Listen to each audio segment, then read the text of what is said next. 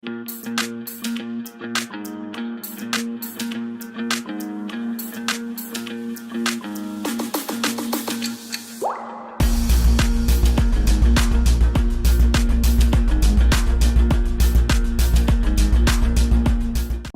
Pay menghadirkan sistem pembayaran mudah dengan metode yang lengkap hanya dengan satu integrasi, praktis, cepat, dan tanpa ribet. Melalui Durian Pay, Anda bisa dengan mudah menerima pembayaran dari berbagai metode, mulai dari bank transfer, top 5 e-wallet di Indonesia, Alfamart, Indomaret, kartu kredit, pay letter, dan masih banyak lagi. Durian Pay, payment aggregator terbaik di Indonesia. Satu integrasi, satu dashboard. Now I would like to invite Ibu Natasha Ardiani untuk membawakan sesi berjudul Shift in How Indonesia Makes Payment from Pre to Post COVID. Silahkan.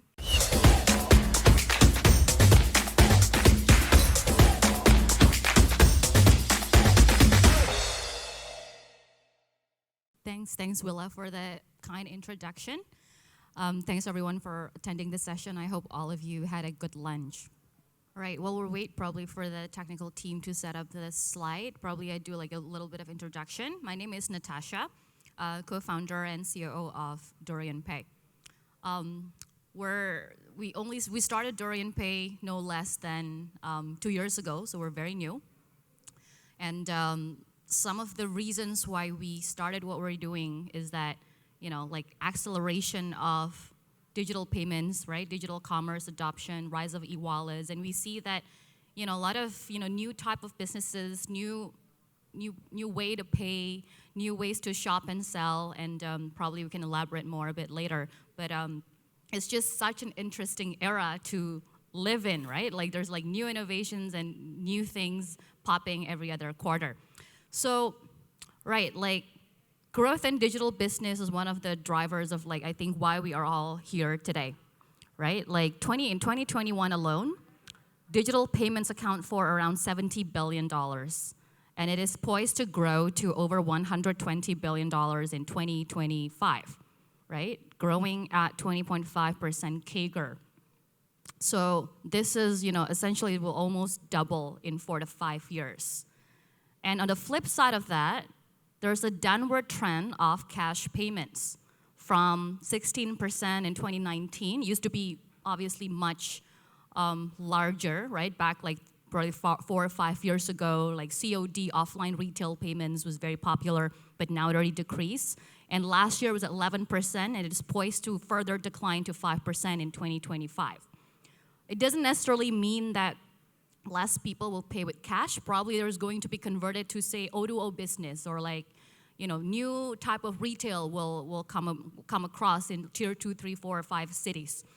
But also number 2 is there's a rapid increase of cashless payments, rise of digital e-wallet adoptions, increased penetration of QRIS. I think the usage of QRIS, or Quick Response Indonesia Standard, has grown around 150% on quarterly basis. So this is very, very high.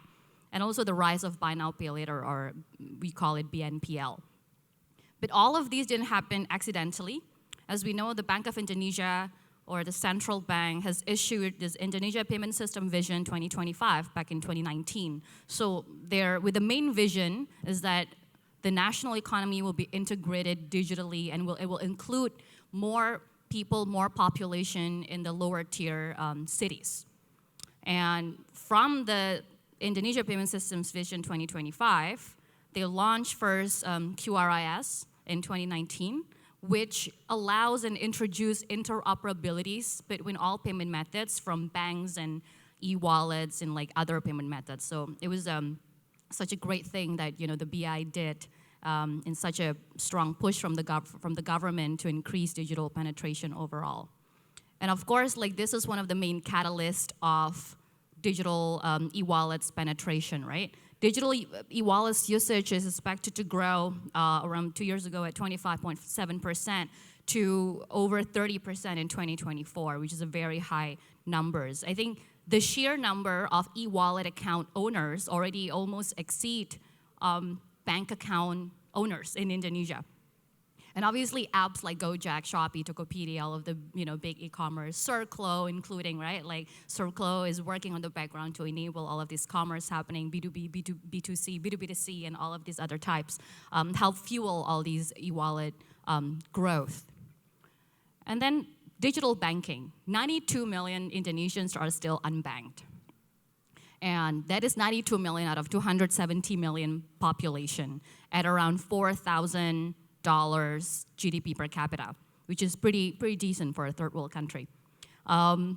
So then the next or natural extension of e-wallets penetration is that the extension of digital banking services and offerings, right? So that like e-wallet allows people to top up to their digital wallet digitally and that allow them to spend, but there are obviously several limitations that e-wallet cannot do that digital banking can do. So then, I think in terms of digital banking, we've seen some early positive indications. 95% of bank transactions are being done online compared to previous years. And then this is a percentage of adult in Indonesia with digital accounts is at 24%, which is quite high, right? Thanks to all of the digital banks that have been popping up for the recent 2 years. And it's poised to grow to like over 30%, almost 40% in 3 years' time, right? And again, like this is also, one of the catalysts of this growth is government's initiative, specifically Bank of Indonesia, that they launched this P2DD task force with the objective to aid the growth of digital banking and also to integrate the national economy with a financial institution like bank. And they don't just stop here, right? They also change few regulations.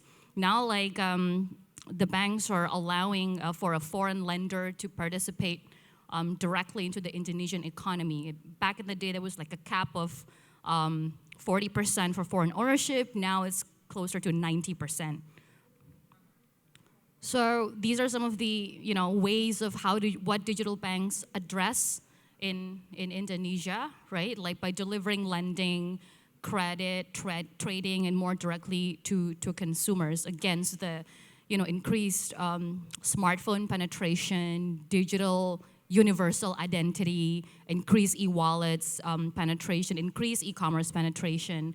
So then the digital banks are creating more and more values and opportunities through digital CASA, right? Current accounts, saving accounts, digital lending, investment, time deposits, and so on and so forth. And of course, we cannot talk about the growth of digital payments without talking about BNPL, or buy now, pay later. BNPL, overall, right, as a payment method, has seen over 90% growth annually, which is very, very high.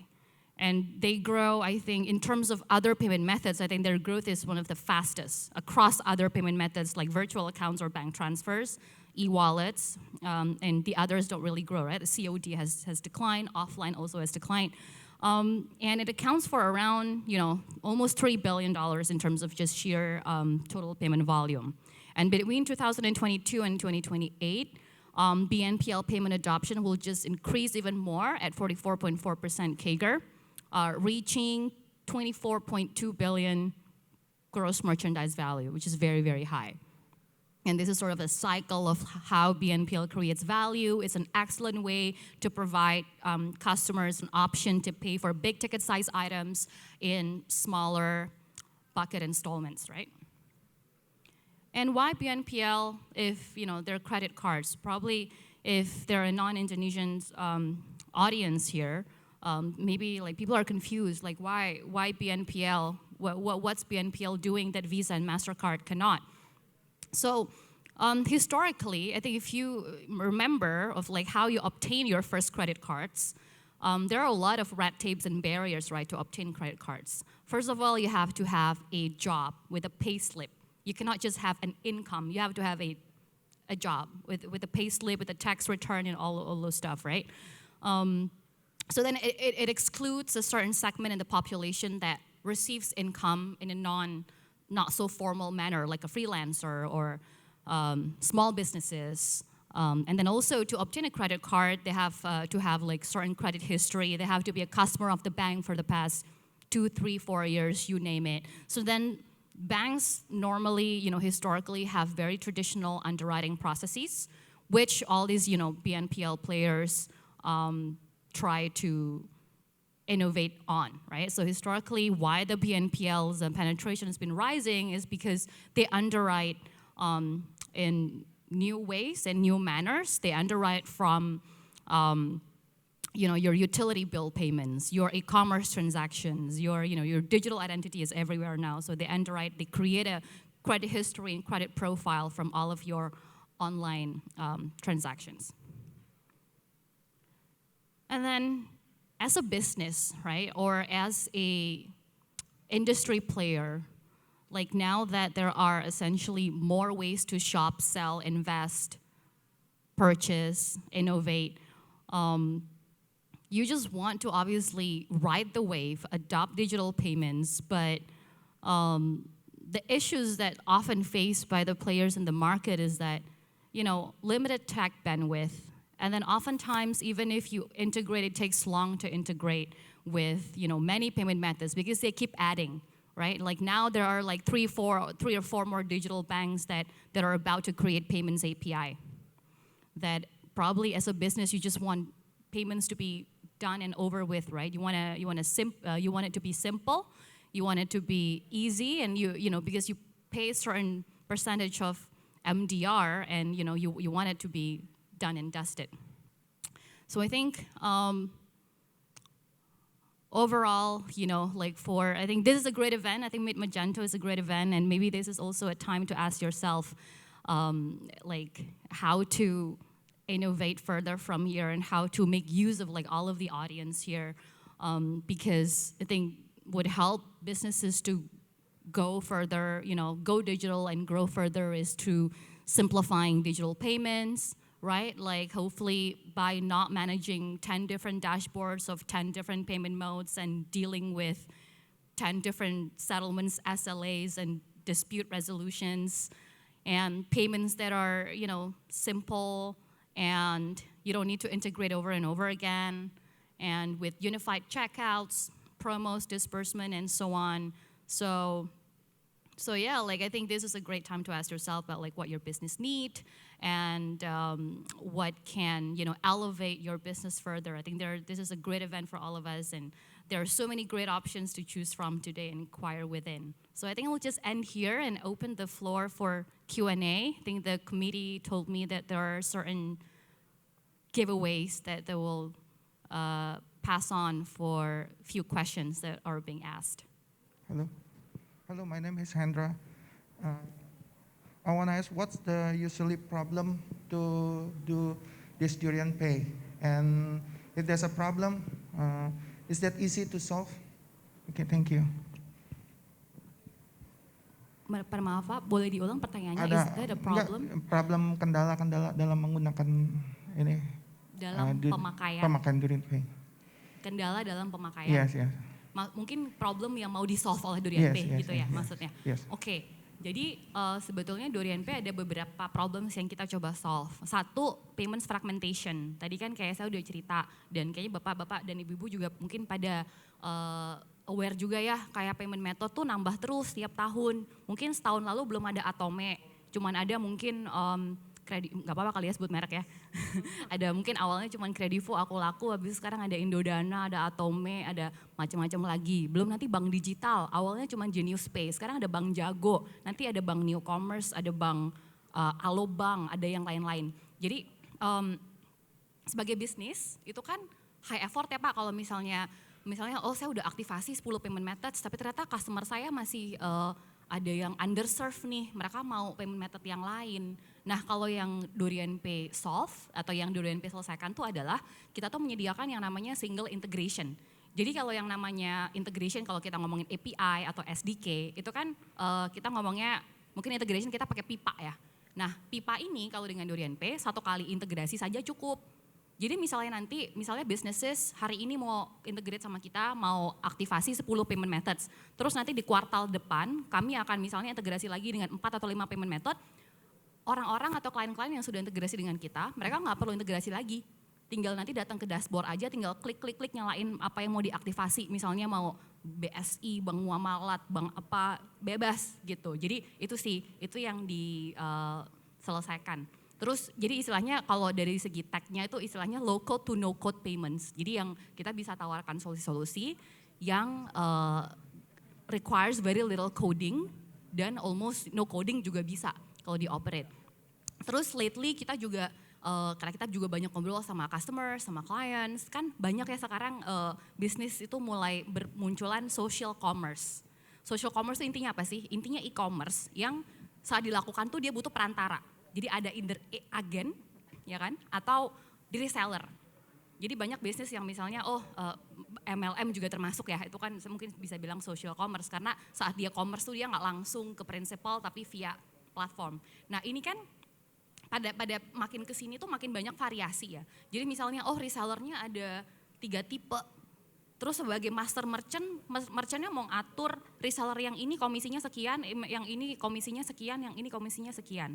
Nah ini kan makin lama makin sulit ya kalau kita rekonnya manual satu-satu. Nah ini juga yang kita juga selesaikan sih. Jadi kita juga bantu untuk bisa merekonsiliasi, merekapitulasi secara otomatis. Supaya sebagai bisnis, sebagai merchant itu cuma dapat laporannya sudah unified dan udah nggak usah pusing kalau tiap hari mau tutup, tiap bulan mau tutup buku. Itu sih beberapa solusi yang kami tawarkan. Oke, Makasih, apakah Pak. sudah jelas Pak? Oke, thank you. Is there any questions? We are open to one more questions. Oke. Boleh berdiri Pak? Sorry. Mau nanya fee-nya berapa per transaction? Thank you. Kalau saya bilang saya lupa boleh nggak Pak? Nggak boleh ya. Fee-nya kebetulan kita sekarang masih transaction fee base. Jadi maksudnya kalau tidak ada transaksi tidak usah bayar, kalau ada transaksi yang sukses bayar. Pembayarannya sih kami kan di belakang sebagai sama supplier kami kan dikasih harga, struktur harga ya. Jadi kita ngikutin itu aja sih. Gitu. Jadi kalau misalnya untuk virtual account atau bank transfer itu fixed fee berapa ribu perak gitu ya. Kalau misalnya untuk e-wallets atau e-money, uang elektronik itu percentage, QRAS juga percentage. Jadi itu mengikuti struktur harga. Di website ada, tapi nanti mungkin kita bisa ngobrol lebih lanjut. Makasih Pak. Yes, aku juga mau ngingetin di depan juga sudah ada untuk stallnya Durian Pay. Kalau teman-teman mau check it out silahkan.